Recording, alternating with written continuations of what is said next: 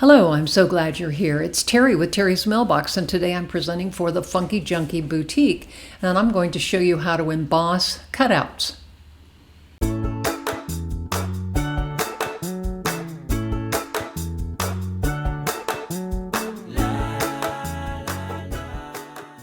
So here's this fun card I made, and you can see here it's got a lot of texture and layers on it.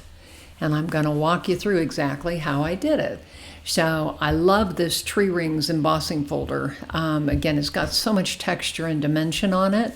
So what I'm going to do is I have some shamrocks that I used my Cricut cutting machine to cut out of the heavyweight craft cardstock. And so I'm going to walk you through exactly how I did this. So again, I'm going to pull another large shamrock, and I'm going to center it on the embossing folder, and then I'm using peeled paint archival distress ink on the top portion of the folder, and so then I'm going to go ahead and fold it and run it through the die cut machine. A little spritz of water here first. And so when I pull it out, you'll see it's got lots of texture on it. I just really love the way this one turned out.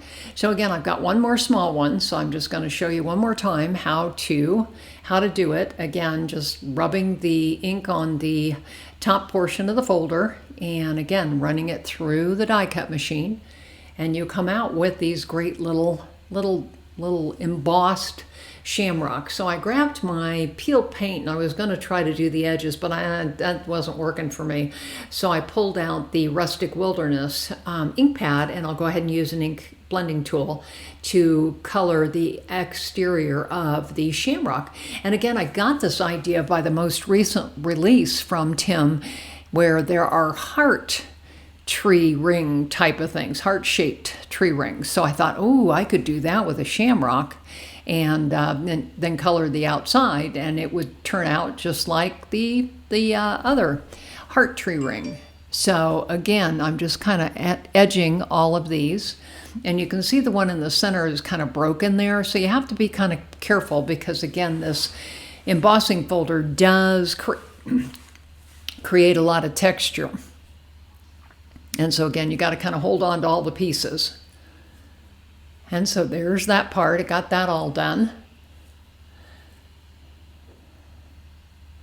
And so I'm going to go ahead and use this Etc. CMS 302 and pull different elements off of it for the background piece. However, there are several other, you could pretty well use anything, any of the stamps that have interesting parts to it. So like Observations, for example, has like, what do you call them? You know, the wheels on it. You've got Correspondence, you've got Faded Type, you've got Field Notes. Again, any of those have little elements that would be quite interesting for the background. So again, I'm going to go ahead and I'm using Vintage Photo on craft cardstock again. Love craft. Let me get it all lined up here. I realized I needed to pull out my mouse pad because these are red rubber stamps. So again, I'm going to go ahead and ink these up with Vintage Photo and stamp them. So you should see an arrow at the lower right-hand section of your screen. I'd love to have you subscribe.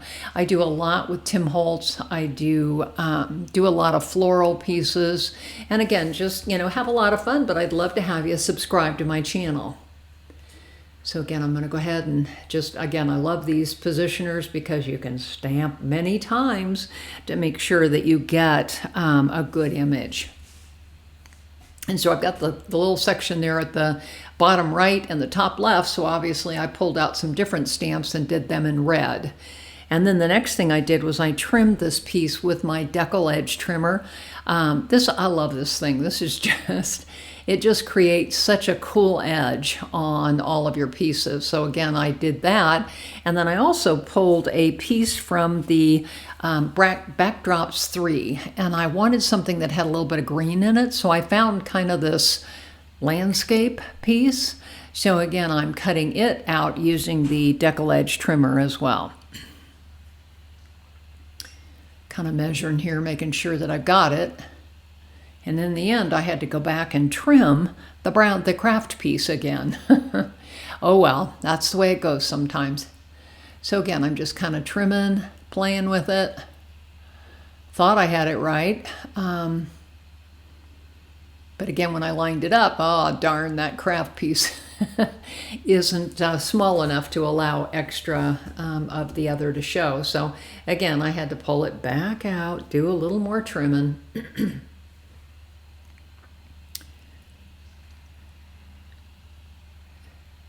Just having too much fun layering here. And again, you can see these are just all kinds of different colors and textures and pieces on here. So I'm going to put it on a craft base. There we go. Clean up my mat there a little bit. And then I'll go ahead and pull out my glue applicator there. And then we'll go ahead and line it up. And again, I've got just, it's not much room here between the green background and the craft. But again, it does show a little bit. And then we'll go ahead and add that centerpiece.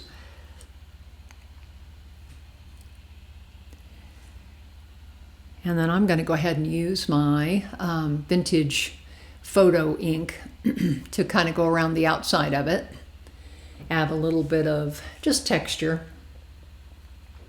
I don't want it to look too cleanly cut. So again, I pulled out one of the larger shamrocks, and I'm just applying foam adhesive tape to the back of it. Again, I want to pop up the shamrock a little bit, so here I am just kind of trimming the excess foam tape there. And I need a little bit to do the stem. So again, you can see the foam tape there at the background, and I'm just going to put that kind of in the middle and, at an angle instead of straight on. So there we go. And I always add a little bit of glue to the adhesive foam tape, just because I want to make sure that it's adhered well. So again, I'm adding that on there.